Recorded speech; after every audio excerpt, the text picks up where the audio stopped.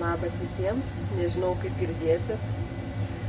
Atėjo vėl toksai įkvėpimas pasidalinti gyvenimišką patirtim ir tuo pačiu iškelti klausimą, tiesiog susimastant, kodėl netektys, skausmas žmonės suvienyje ir kodėl tie žmonės, kurie patiria skausmą, tampa nušlifuoti tarsi deimantai nuoširdumo prasme. Galbūt būna kitokių variantų, galbūt žmonės kiti tampa piktesni, bet tiek, kiek aš esu susidūrusi ir ant savęs, savo, kaip sakant, kailių, ir ant kitų, kad tie žmonės, kuriems labai skauda, kuriems iš tiesų yra dvasiškai blogai, galbūt ir fiziškai, bet viskas eina ir per dvasinę, protinę prizmę, jie tampa daug nuoširdesni, atviresni, tarsi kažkuria prasme nuogi. O kodėl tai vyksta? Kaip galvojat? Aš galvoju dėl to, kad skausmas, tai jisai viską nuplauna. Numeta visas socialinės kaukės, visus ego žaidimus, visus įsižeidimus, puikybę, viską numeta.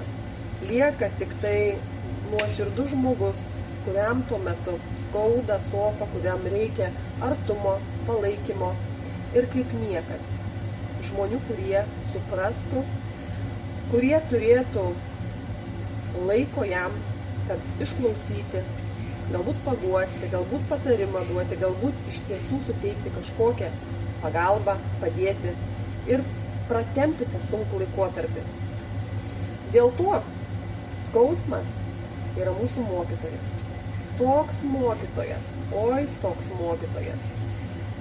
Jisai tarsi lazeris, kuris numeta nuo žmogaus visą, kas yra nereikalinga. Ir tuomet mes tampame daug tikresni, daug nuoširdesni, empatiškesni ir labiau kitą suprantantis. Neabsoliutinu, būna įvairiausių situacijų ir variantų ir negalima tikriausiai skausmo, netekties lyginti su šiaip kokia situacija konfliktiška ar panašiai. Tačiau apskritai paėmus skausmą, jisai labai didis mokytojas yra. Žmogų visaip kaip ištampo, atveria didžiausius slėpinius žmoguje ir tas žmogus turi su tuo pradirbti. Turi pradirbti su tuo, kas jam labai skauda. Ir išeina žmogus iš situacijos, jeigu geba ją išspręsti, išeina tarsi, kaip pasakyti, iš tokios sunkios treniruotės, palengvėjęs, išmintingesnis, sužeistas, bet vis dar gyvas.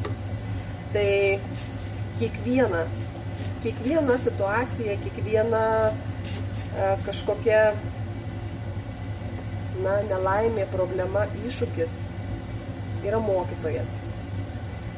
Kaip mes tą pamoką suprantam, kaip mes įsisavinam, kaip sugebam išspręsti ir patys atsitiesti, čia priklauso jau nuo mūsų vidinių gabumų, kaip mes gebame eliminuoti problemas, tokias stiprias mūsų pasąmoniai ir sugebėti pailsėti, savęs nekankinti, 10 kartų to paties galvoje nemintyti, bet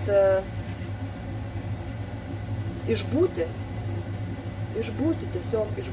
gyti, suprasti, pasimokyti ir išeiti praturtintas vidumi visaip kaip ir labiau save pažinęs. Tai štai, be pjaustydamas svogūnus, štai tokia mano įžvalga ir išmintis.